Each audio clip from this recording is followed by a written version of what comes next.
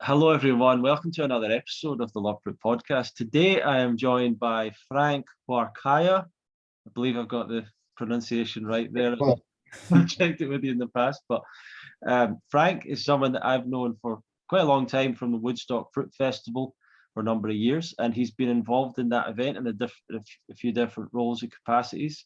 And he's been on a fruit-based diet for about 8 years, helped to cure his acne, and find a sense of purpose through eating primarily fruit. He is also looking into other aspects of overall health, and something that he's been talking about a lot on his Instagram and his Facebook and other pages is things about discipline, positive routines, wealth attraction, and things like that, which is very interesting to learn more about. And you can follow him at fruitful.vida, fruitful.vida, vida, on Instagram. So, Frank, thank you very much for taking some time to join us today. Is there anything else you would like to say about yourself in introduction? yeah, I mean, that was, I guess, a pretty brief description. I just wrote kind of whatever came to mind, but yeah, like, definitely could go into more detail about what those other aspects are that kind of make up the overall health, aside from just diet, because obviously we know that's important. We know that that's checked off, and Yeah. it's good to explore other areas. So yeah, definitely talk more in detail about that. Something I should say as well is you do have a book that you've written. It's called, I think it's The Things That You Wish You'd Known When You Started on a Fruit-Based Diet. I think that was the book. Right. Around the lines of like, yeah, raw vegan lifestyle guide, what I wish I knew before going raw vegan. Yeah, You know, we could that's chat a little bit about that. We could Mhm. chat a little bit about that. I usually start off asking people, Frank, what was your lifestyle like growing up? Did you have a conventional type of a diet or something different? Yeah, diet was pretty regular. We come from like a Peruvian like immigrant family, and we didn't do much of the fried kind of standard American foods. It was a lot of the meals, Peruvian meals were like, meat based and stuff. I wasn't too heavy on like junk foods. I didn't really live like a toxic lifestyle. Like I feel like a lot of people perhaps kind of had to go through to go into the fruitarian lifestyle. It's kind of what originates or initiates the lifestyle or something.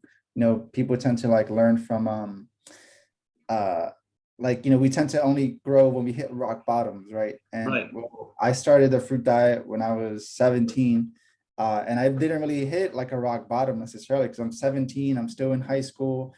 It's like I'm still, underneath the household of my parents. But I did suffer a lot with acne. When I was about 13 to 15, it was like the peak acne on my face. It was just like very inflamed, my whole face, down to my neck area down here.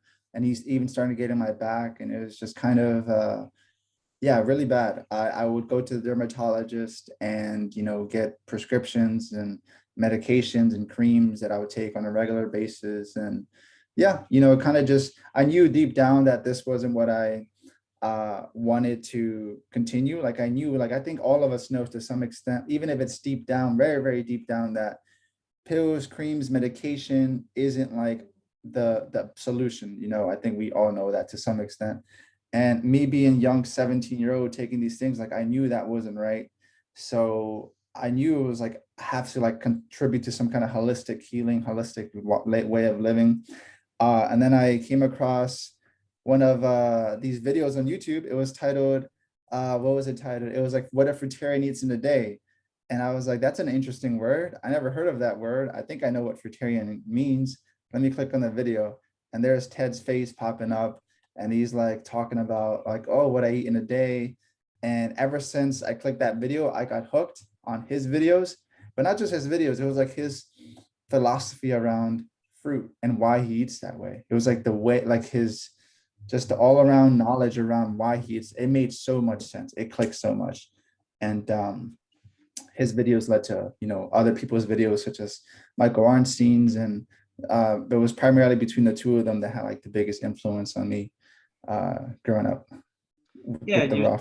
Why do you think that connected with you so much? What were you looking for at that age? Was it just about the acne, or was there more to it than that, you think?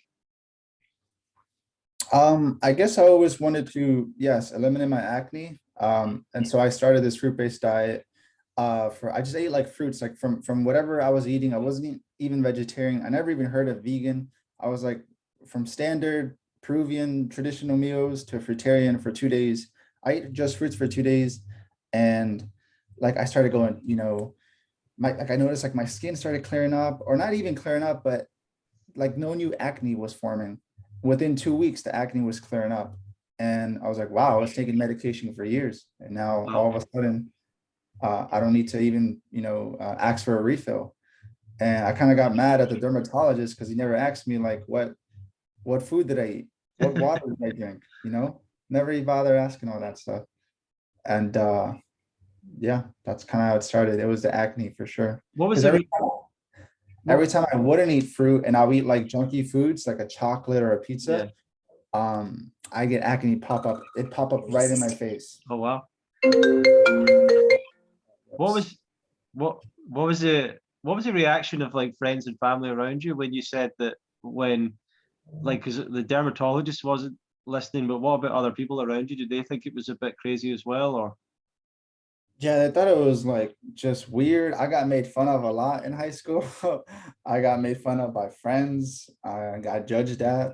Uh, I was very, and that turned me into like that angry vegan phase, like it's me against the world. It's only me and my online friends versus the whole world, and I'm gonna debate you to death. And every time we would sit down, I always was um, like almost like in this offensive like Yeah. mode. Like I'm ready for you to say something about what's on my plate, and I already know what I'm gonna say back to you. But no, that's not the way to go about.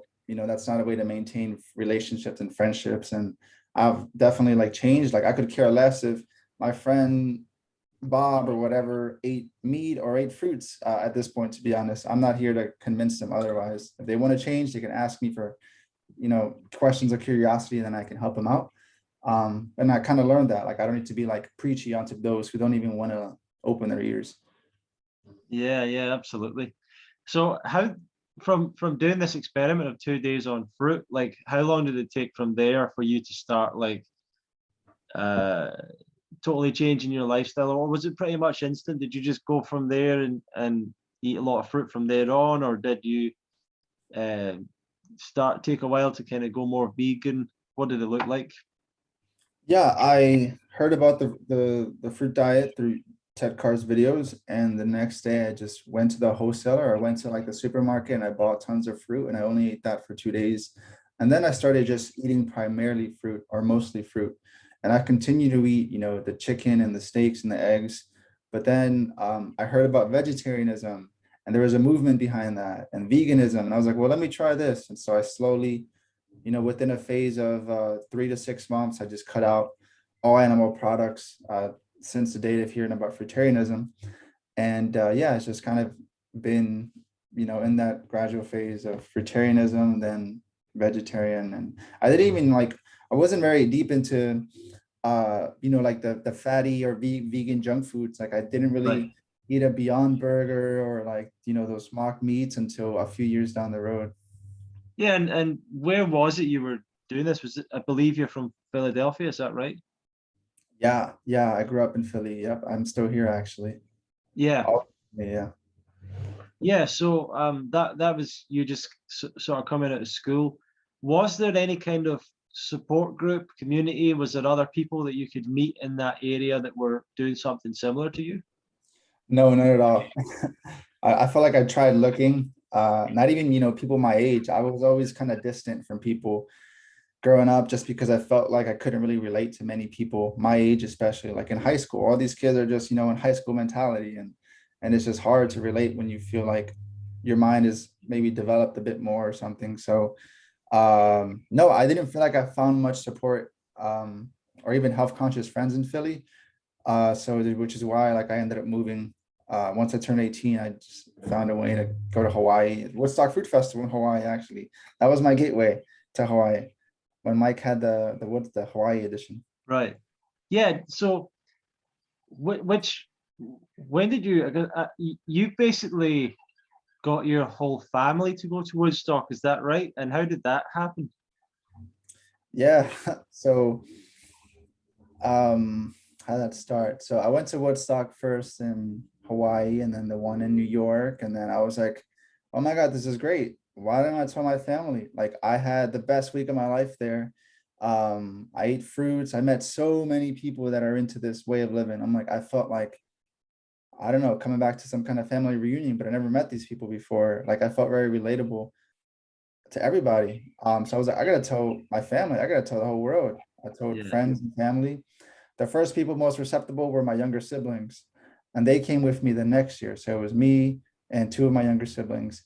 And then as we're there, we took pictures and we took, photos of the place. And the next year following, it wasn't just me convincing my family, it was me and my two younger siblings convincing my family.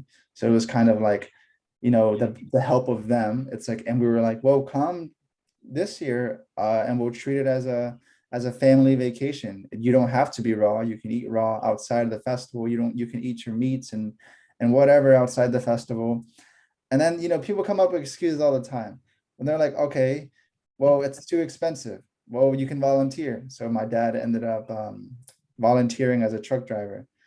And to be, a truck driver, we were going to meet up at Mike's place in Yonkers, New York, about maybe 2 or 3 days before the festival started. So me, my dad showed up.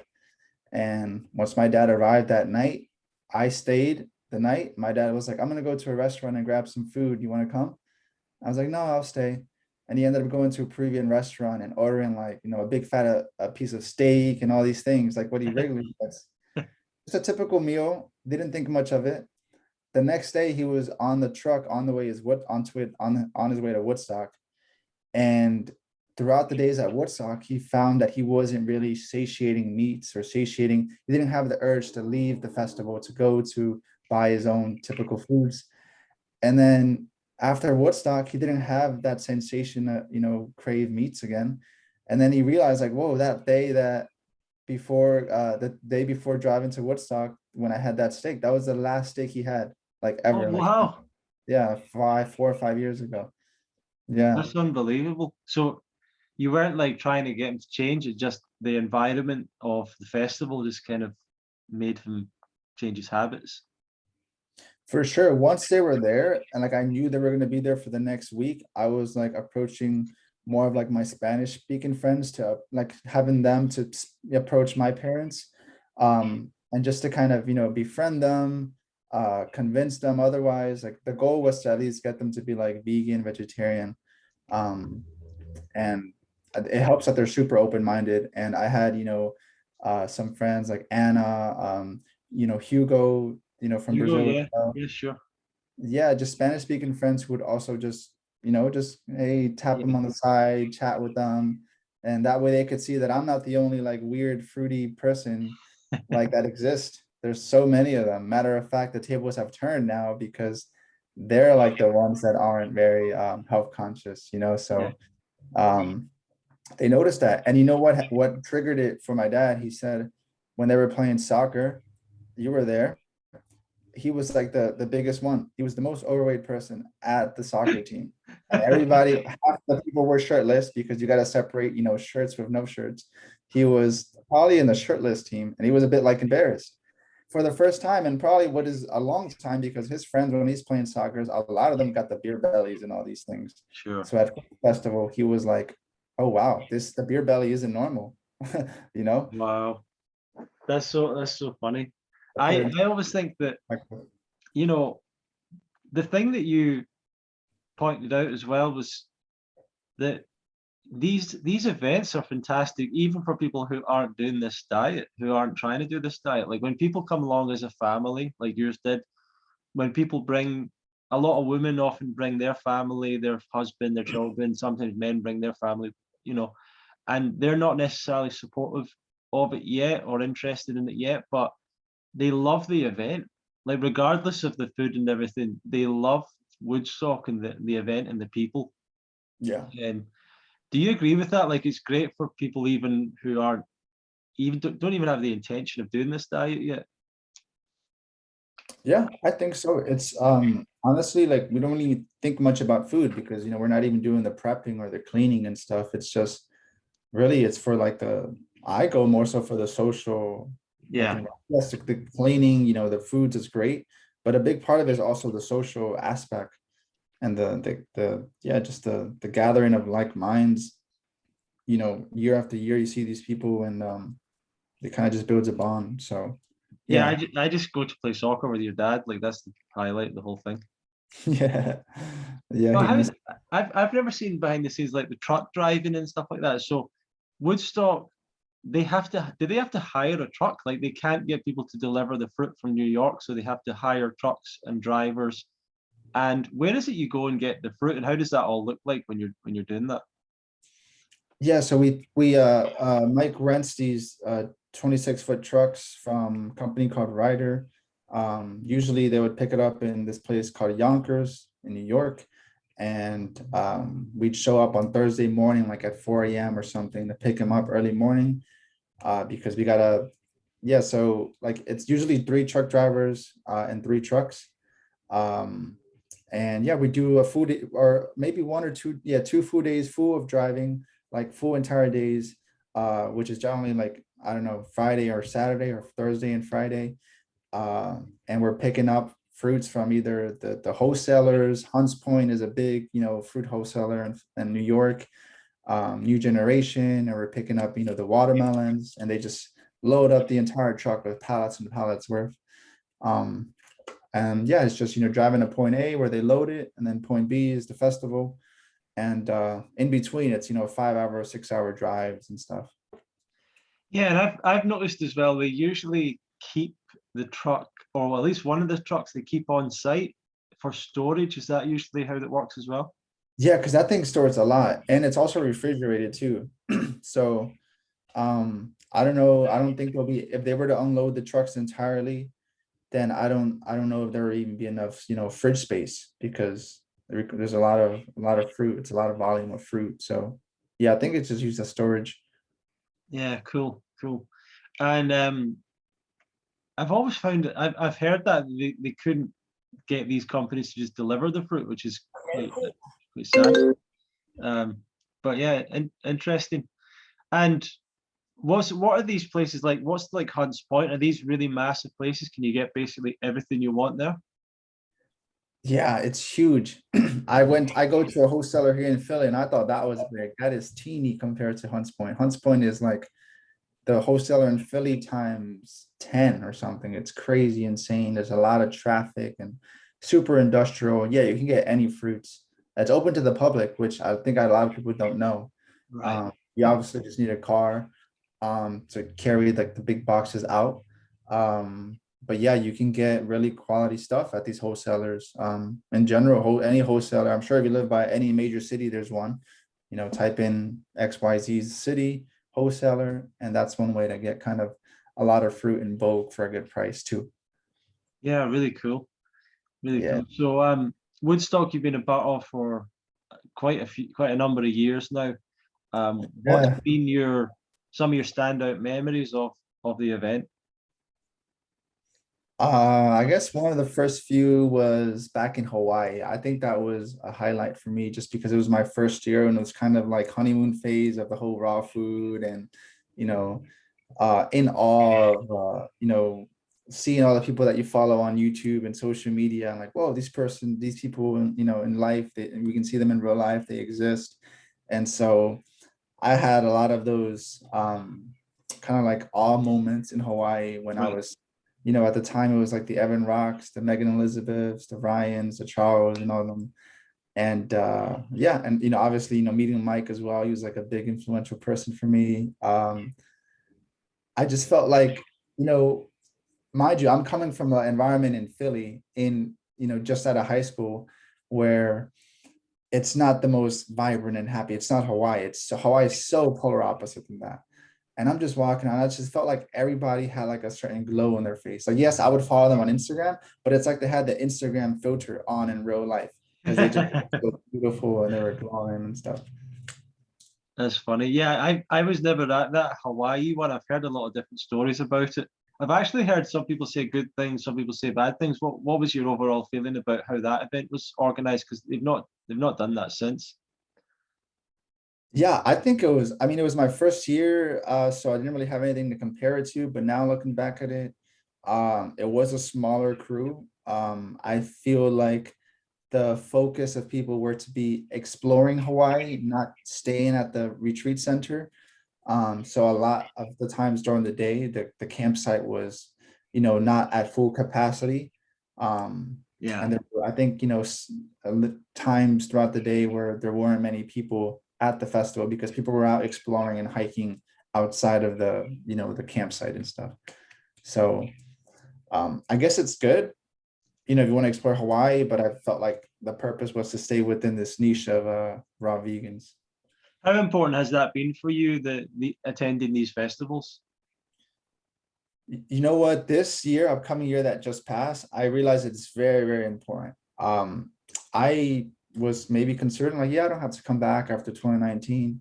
I already been here so many times. And then 2020 came, it was canceled that year. I didn't really think too much of it. I was upset, yes, but I was like, that's fine. I'll continue my life. And I realized like how powerful that rejuvenation is Right. going to Fruitfest, reconnecting with friends and meeting again like-minded people, new connections, and now traveling throughout the states to see people, etc. I just forgot about it.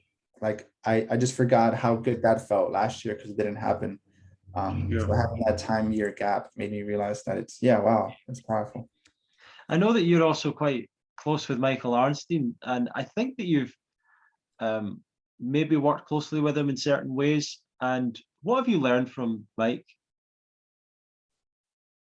What have I learned from Mike? Ooh, Mike is very inspiring. He's a go-getter. His mind is constantly running on gears. He is a high achiever, and when he says he's fruits because of his productivity levels, I'm like, yes, like that's what I want as well. That inspires me because I feel like a lot of raw vegans now, like they're doing the fruits to fast and to rest and to, what's the word, vinyasa, and just to lay down on their backs and meditate and try and levitate or something. Like, I don't want to do that. Like, Mike says he wants to do it for performance, and his results don't lie. He's doing ultra marathons, 100-mile marathons.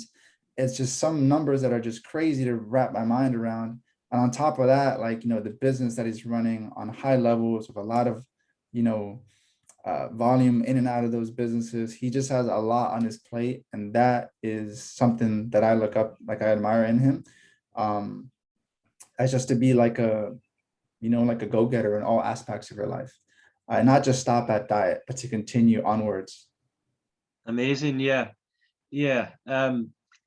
And it's a funny thing you're bringing up there because I do think that when when I started off going to these events and yourself as well, I think there was more at that point, more athletes, maybe more of an athletic focus, especially with guys like Mike leading the way and stuff. And now, do you think the crowd at Woodstock's a little bit different, or the vibe, or how do you feel it's changed? I feel like a lot of like more of the longer term people aren't coming back. I think last year or 2 years ago there was a wave of carnivore backlash. And yeah, a lot of the people from Woodstock, got swallowed up by that wave, and they were like more like the longer term people. And they also had influential roles, right? So I'm sure a lot of people didn't come now because of they're looking up to these people on YouTube or whatever. Right. Um, I don't see much athleticness in Woodstock now, but I think I do know where you recall, like back then they had Tim Van Orden. I think Tim Sheaf came. I wasn't there when Doug Graham was there, but I think he was big into the stuff, like, working out. Um, Mike, the other Mike, I think he does like the weightlifting. Mike Lassity, yeah. Velocity, yeah, he didn't show up this year. I think it would be nice to kind of get these people back and to show that you can also like athletically perform on this way of eating. Yeah. to kind of bring in other people, like other people, if they see, I don't know, like a typical, super fragile, skinny looking person, like, yeah, to some people that's fine, but to, somebody who's into fitness, they'll probably get turned off by the whole raw vegan thing in general, just because of one person that may be a little more slim.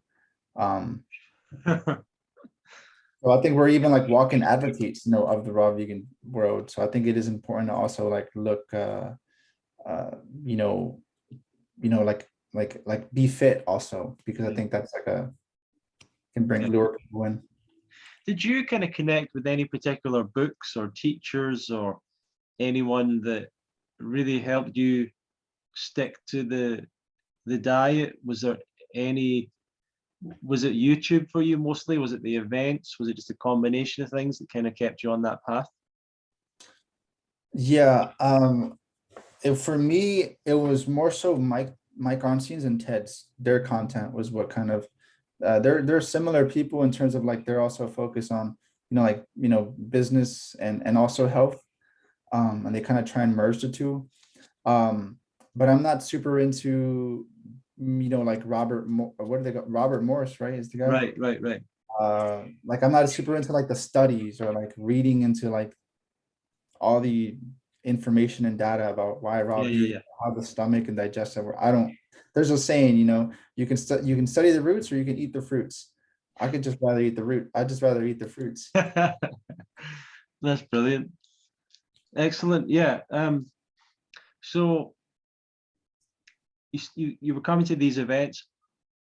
What sort of when did you start to share more about your lifestyle with people? You've started to put more stuff on Instagram in the last few years. When did that come about? Why did you want to do that? So I used Instagram mostly to post about like raw foods and fruitarianism and Hawaii living. And it wasn't until like maybe 2 years ago that um, I was like, well, let me also start posting about these other things that I like in life. And that's like what I do, like for a living, as like we fix up houses. Like we buy houses, we fix them up, rent them out. And I always thought that that wasn't worthy to put on Instagram because it's not Hawaii, it's not promoting tropical living, it's not promoting a fruit diet. And so people are not going to care.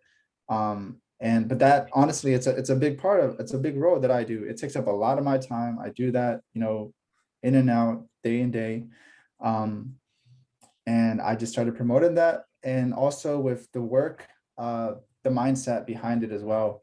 And I find that a lot of people are kind of like, into that way of thinking, and they agree that there's not much of a um, what do I call it, like a positive money mindset also within the raw food community, which I think it's also like lacking. Um, because we follow raw vegans on Instagram. I'm scrolling and I'm seeing like a lot of recipe books and DIYs and fasting, and that's really cool too. If you're into that, amazing. But just how everything should be like a large buffet of experiences that you can choose from. And so if I'm interested in raw foods, but I'm also interested in entrepreneurship. Oh, here's my niche. Like I want to be able to Yeah. kind of promote that. Yes, an interesting thing that you're saying, and I I remember, I think even Mike Arnstein was talking about this kind of stuff back in the day as well, and this idea that I think from what I'm picking up from you is there's a lot of people that have, as you're saying, have a negative money mindset or see it as um, they want to live this kind of back to nature lifestyle. They want to reject the modern world. They want to reject the system, and they get into fruitarianism. They want to like walk barefoot, grow their beard, grow their hair, go and live in the trees. And that's a beautiful idea. And some people do try and make that happen. Um, uh, and but it's maybe a better dream than it is an actual reality. I don't know. What's your thoughts on that? That's interesting you mentioned that. that was always, and that's it still is a big dream for a lot of people within the raw food is, to go into this off-grid jungle and eat off the trees and walk barefoot and live very simply and just get sun on your skin and just eat fruits. And it's just a sweet, simple joy life of just sweet, simple living. And that was like my goal. I was like, man, I want to just go to Hawaii and just live simply and free. And I went, ended up going back like maybe, I don't know, 3 or 4 years ago. I stayed at the Kanikiki Farms. Maybe, I'm sure you heard of it. It's like I've this heard of fruit it, yeah. farm on the Big Island. Stay there for about 4 months. It's an off-grid, jungle surrounded by a bunch of fruit trees, and you work exchanging 4 hours of work on the land, but you don't pay rent. That you get your food and your fruits fresh off the tree and your housing as exchange for the hours. And after like the first few weeks, it was cool and stuff, but after a while, it's like, all right, this is kind of getting repetitive. Um, Maybe it's just this human desire to just kind of always move on to the next thing or want what we don't Right, have. right. Because now that I'm here in Hawaii, it's like, oh, I'm going on Instagram and I'm seeing people in Philly like fixing up houses. I'm like, oh, I want to do that now. Like, and maybe that's just because I don't know, like I feel like living in an off-grid jungle doesn't really it's not really compatible with like an ambitious lifestyle because it's just very, very relaxed. It's very no stress, kind of live free life.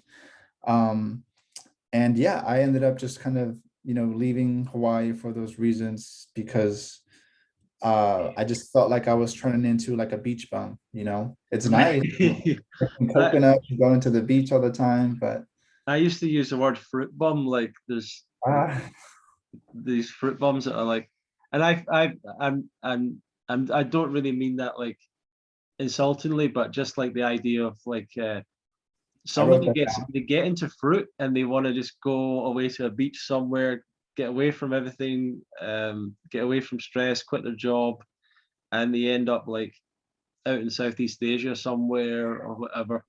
Uh, and you just and they like they disappear for years. You're like, where did that guy go? No. They come back with a full-grown beard and Sometimes they come back totally amazing, like different people and stuff.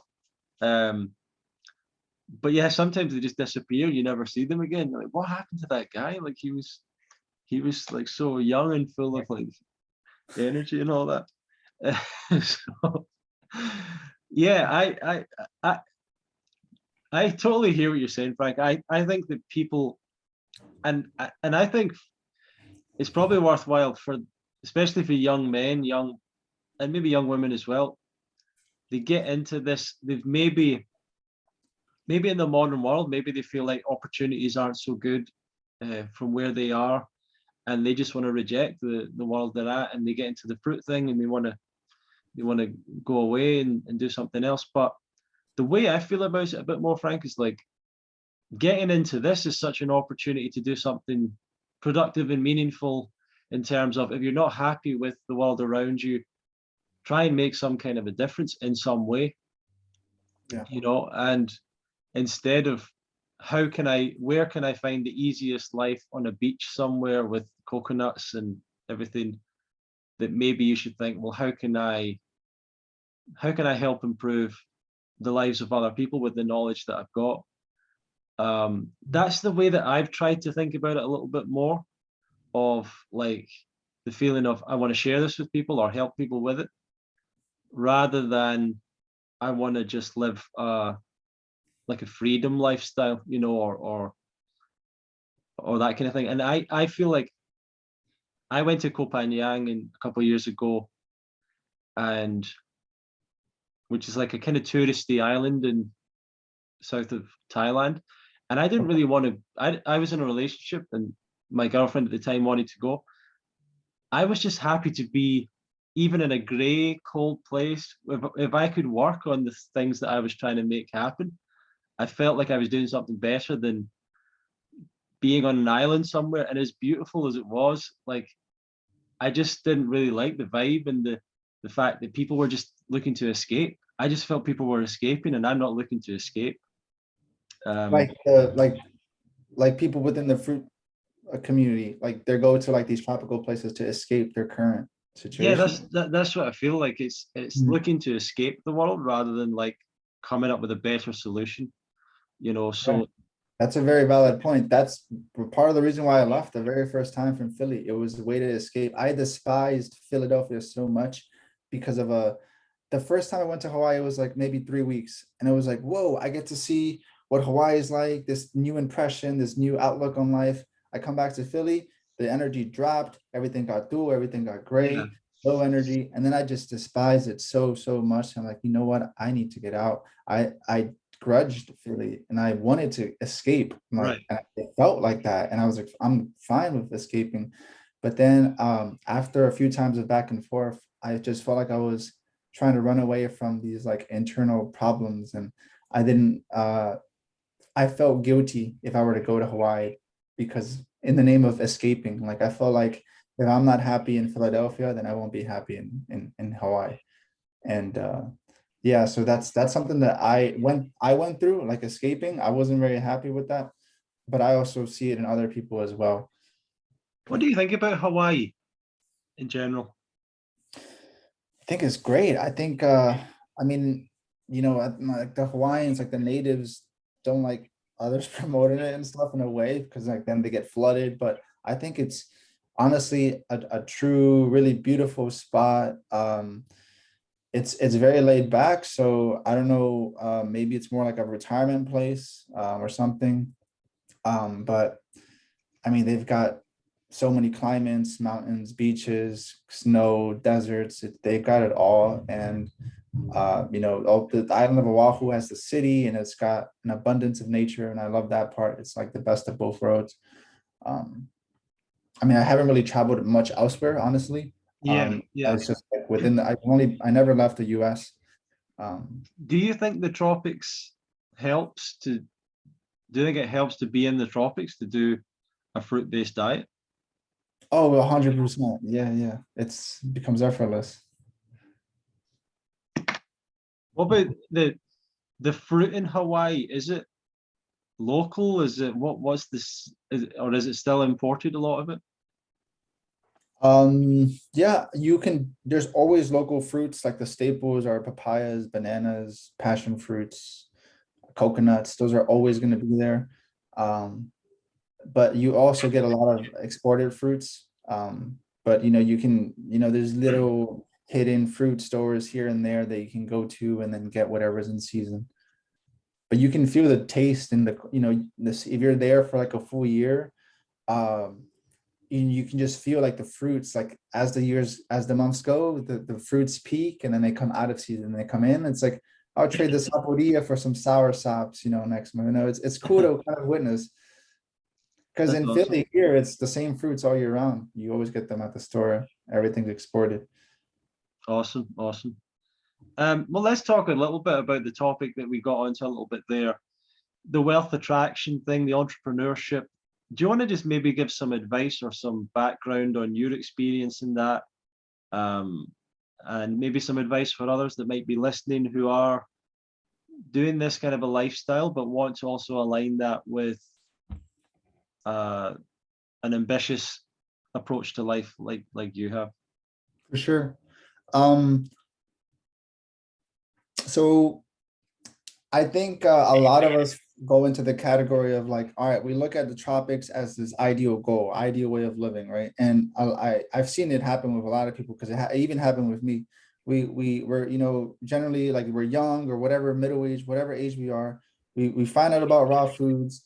We're like, oh my God, Hawaii, oh my God, Asia, Thailand.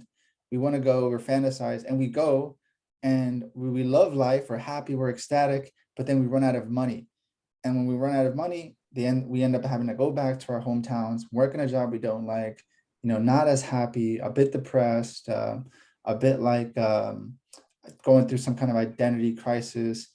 And what would have solved that issue there was to be more financially abundant, or if you were to have a business that pays you while you're away, that doesn't require your presence.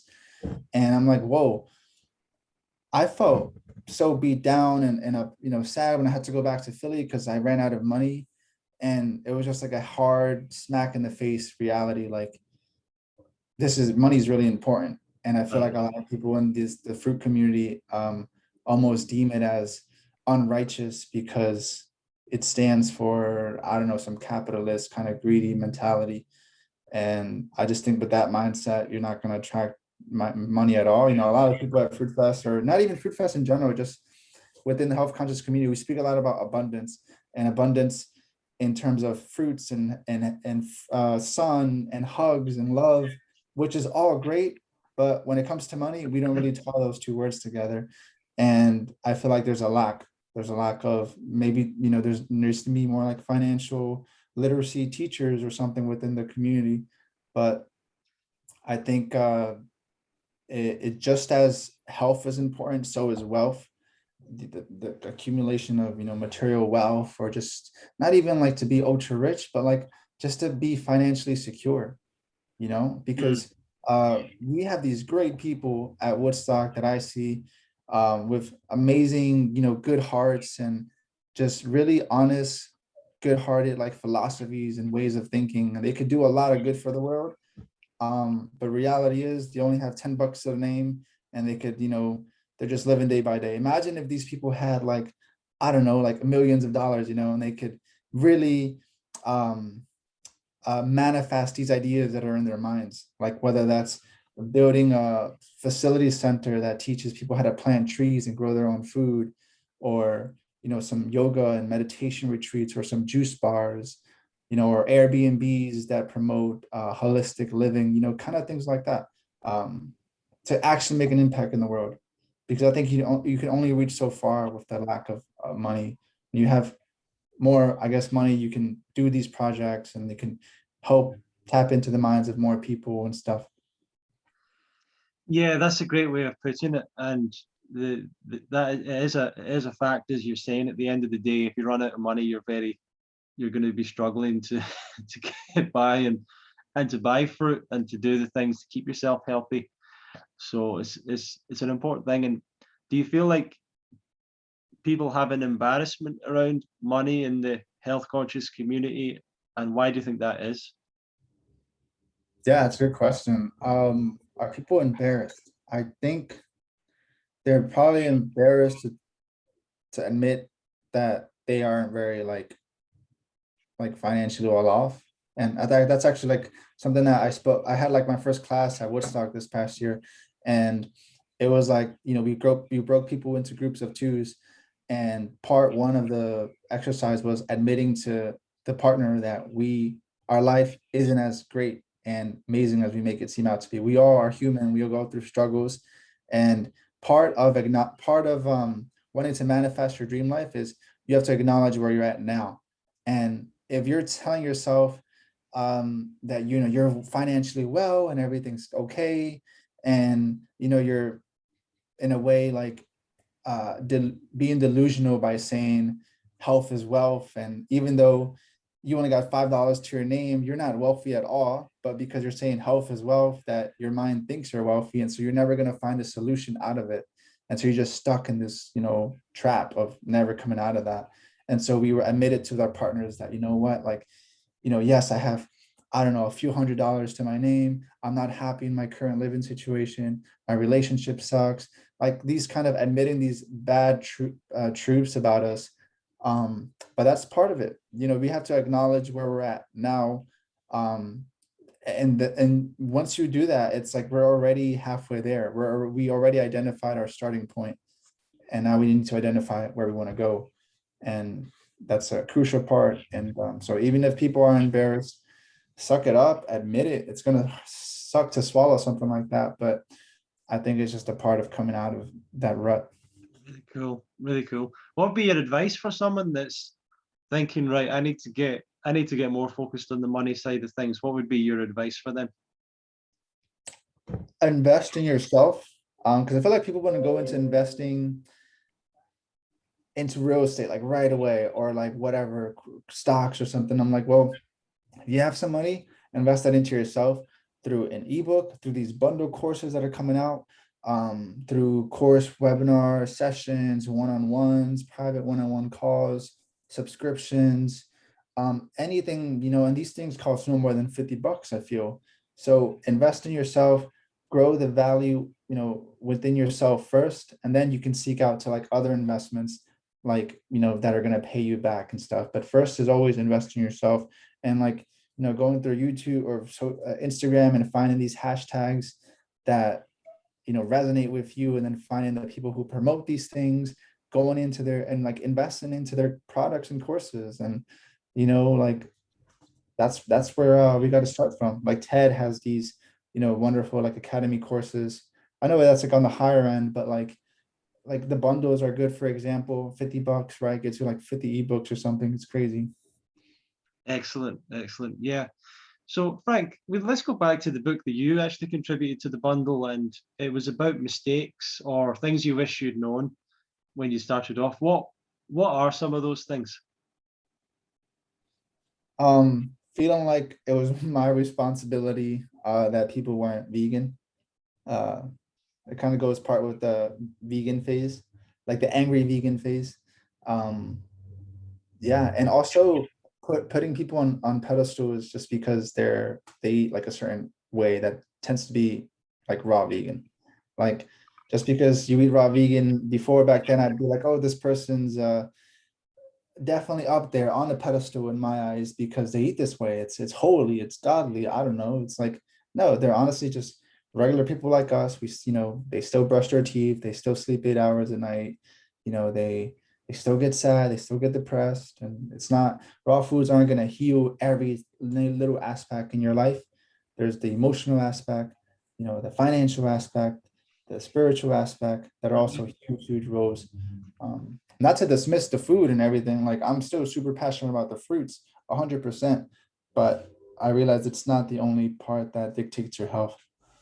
Sure, that's great. I can feel super, I feel my happiest when I'm like really productive. Right. Like, and like I get a high off that. Like I used to get highs of running, like, get the runner's high, and then high off eating fruits, and they're all natural highs. And now I get like high off like, like just getting stuff done and just like waking up with a sense of purpose. And that gets me like high. And I like that. I like that idea. Yeah, that's it sounds like you went on that real journey of discovery in that, and found that having purpose in life is one of the keys. For sure. Yeah. Like I find that that's what makes me happiest, and or yeah, it just makes me happy. Like durian makes me happy. Being productive makes me happy. Um, but there are days where I can be raw completely and I feel good. I don't feel unhappy, but I could feel happier if I was more productive. So how about you? You work in buying properties, doing up properties, and things like that. So a lot of construction and going on there. What do the other guys involved think about your diet? I don't really bring it up too much, to be honest. Um, yeah, when they're eating lunch and stuff, I don't, I get them, their lunch, and whether that be rice, beans, chicken, salad, fruit salads. But I'm like, I go in the car, or I'm grazing on fruits throughout the day, but I don't really make it too noticeable. Sometimes they kind of find out and they're just like, is that all you eat? They're like just a bit baffled. Yeah, yeah, and obviously some people would ask, do you get enough energy from fruits to do a physical job like that? Yeah, definitely. I feel like it helps because it gets me, like, it just gives me, like, I don't know how to describe it. Just, I guess in general, like more energy. Right. Um yeah, like I just have to graze, I have to eat more often, I have to graze throughout the day sporadically, but I just feel like, I don't know, like lighter. I don't feel like, obviously you're aware of what that feels like, yeah. Sure, sure. Yeah. So what's the future for you, Frank? What are you doing next? Oh, good question. So I'm gonna be in Philly primarily for the winter. May just do some travels for the month of December, but gonna be in Philly for winter. I feel like when I look at my future, I look at more of like like just like the business side, I guess. Like I would love to go, be back in Hawaii. I would love to, get a place more tropical, but I have work coming up soon, and that's gonna last me the whole winter. And by the time winter ends, it's gonna be spring here in Philly. And so might as well stay, it's already warm weather and stuff, and there's work and there's family here. Um, but ideally, I do want to live somewhere where it's more warmer for sure. And I would like to work more online. I would like to make more money online. I would like to eventually monetize this Instagram and come out with these courses on, money mindsets or, within like the Fruitarian, 101 lifestyle guides, a bit more ebooks, some courses for sure, and just kind of be more on the Instagram. I know I haven't really been posting much, but I think Instagram is a great way to spread a message. And some people are probably against social media, but I'm really for it if it's used wisely. It's like knocking on doors. I don't got to knock to my neighbor's door and give him a newsletter of a newspaper article. I could just send them the link, and I can send the whole neighborhood that same link, and instantly I'm practically knocking on their doors. And so it's the power of social media. I definitely believe like, yeah, like people should pay the price of what something's worth. And if something's valuable, you should pay that. And so if I want to make money off Instagram and stuff, then I need to have really valuable courses that could change drastically like the lives of people. And that's what I want to do. That's what excites me. So I definitely want to like do, something like, some courses for sure on online. That's great. And will we see you at Woodstock next year? Yeah, I'll be there. Yeah. You can count on me. It's not even like a question. Like I already know. I don't even know what's going on that year, but I know I'm gonna be at Woodstock. Talking about the money mindset, I remember we were in New York last year and you were buying the premium durians. No thoughts, no worries about the price or anything. Last year, we were Uh, 2019. this year. Oh, the Musang King durians. Well, yeah, That's those right. are good. I know what those taste like, so I knew what I was getting. Yeah. And it was a split cost anyways, so Yeah, it's they were way better. They were way better. the color, everything. Yeah. And Mike actually found a place that sells them wholesale. So, but it's in New York, so I'm gonna be making a trip out there one day. Incredible. Durians, man. Well, thank you very much, Frank. How can people learn more about you and follow what you're doing? I'm on Instagram on at fruitful vida at fruitful.vida vida. I'm gonna start posting out. I usually would regularly post on a regular, but I haven't been posting much lately. But I do talk about the whole fruit consciousness, the health consciousness, but also the money mindset as well. And yeah, you can definitely connect with me there. Awesome. Well, thank you very much for joining us today, Frank, and thank you everyone for watching and listening. Feel free to share this interview with others that it might help out, and subscribe to us on YouTube, and you can check out and subscribe to us at fruitfest.co.uk.